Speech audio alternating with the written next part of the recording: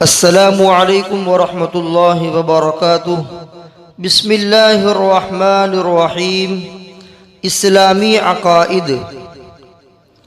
عقیدہ اس زمانے میں نہایت ضروری ہے کہ چاروں اماموں میں سے کسی ایک کی تقلید کی جائے، بلکہ واجب ہے، یعنی کسی امام کی تقلید کرنا واجب ہے، کیونکہ ہم نے تجربہ کیا ہے کہ ائمہ کی تقلید چھوڑنے اور اپنے نفس و ہوا کے اتباع کا انجام الحاد و زندقہ کے گھڑے میں جا گرنا ہے۔ اللہ تعالیٰ پناہ میں رکھے، اور بئی وجہ ہم اور ہمارے مشائخ تمام اصول و فروع میں امام المسلمین حضرت ابو حنیفہ رحمۃ اللہ علیہ کے مقلد ہیں۔ خدا کرے اسی پر ہماری موت ہو اور اسی زمرے میں ہمارا حشر ہو۔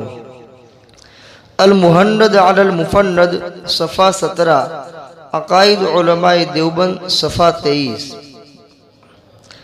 اس میں یہ بتایا کہ آدمی کو ان مشہور چار اماموں میں سے کسی ایک امام کی تقلید کرنا چاہیے، بلکہ صرف کرنا ہی نہیں ہے بلکہ تقلید کرنا واجب ہے۔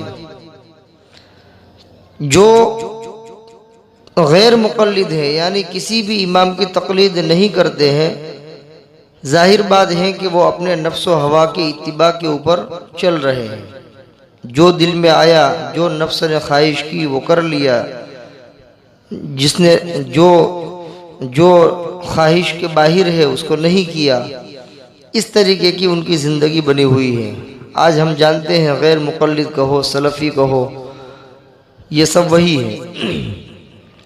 اور جو اماموں میں سے کسی کی تقلید کر رہا ہے، جیسے امام اعظم ابو حنیفہ رحمۃ اللہ علیہ کی تقلید کر رہا ہے تو وہ حنفی ہے، امام شافعی رحمۃ اللہ علیہ کی تقلید کر رہا ہے تو وہ شافعی ہے، امام مالک رحمۃ اللہ علیہ کی تقلید کر رہا ہے تو وہ مالکی ہے، امام احمد بن حنبل رحمۃ اللہ علیہ کی تقلید کر رہا ہے تو وہ حنبلی ہے۔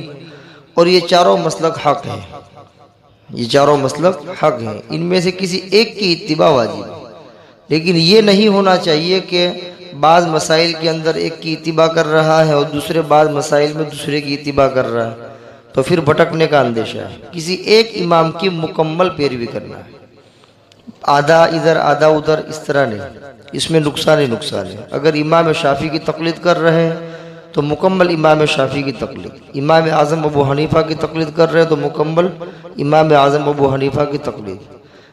یہ ہندوستان کے اندر خاص کر کے، بلکہ بر صغیر کے اندر امام اعظم ابو حنیفہ رحمۃ اللہ علیہ کے مقلد زیادہ ہے۔ اکثر کیا ہے، حنفی ہے، ہم بھی کیا ہے، حنفی ہے۔ حنفی اس معنی کر کے کہ ہم امام اعظم ابو حنیفہ رحمۃ اللہ علیہ کی تقلید کرتے ہیں۔ اس لیے جو ان ائمہ کی تقلید نہیں کرتا اس کی بات نہیں ماننی چاہیے۔ آج کل ایک نیا فتنہ چلا ہوا ہے غیر مقلدین کا، وہ نبی کریم صلی اللہ علیہ وسلم اور صحابہ کرام کے نام پر لوگوں کو دور کرتے ہیں اماموں سے۔ وہ اماموں کے مقابلے میں قرآن کو پیش کرتے ہیں، صحابہ کرام کی زندگی کو پیش کرتے ہیں، نبی کریم صلی اللہ علیہ وسلم کے اقوال افعال کو پیش کرتے ہیں۔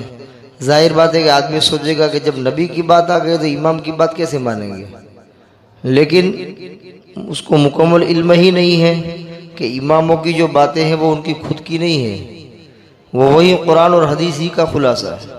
فقہ کیا ہے، حدیث اور حدیث کا خلاصہ ہے۔ الفقہ ثمرۃ الحدیث، فقہ جو ہے وہ حدیث کا ثمرہ ہے، خلاصہ۔ تو بہرحال ہمیں ان غیر مقلدین اور سلفی سے دور رہنا چاہیے۔ جو ساتھی اس کے قریب ہونا چاہتا ہے ہم اس کو دور رکھنے کی کوشش کریں، ورنہ وہ اس کو بھٹکا دے گا، اور بھٹکنے میں دیر نہیں لگتی ہے۔ اللہ تبارک و تعالی ہمیں صحیح معنی میں تقلید کرنے کی توفیق عطا فرمائے، اور غیر مقلدین کی فتنے سے اللہ ہماری حفاظت فرمائے۔ وما علینا الا البلاغ۔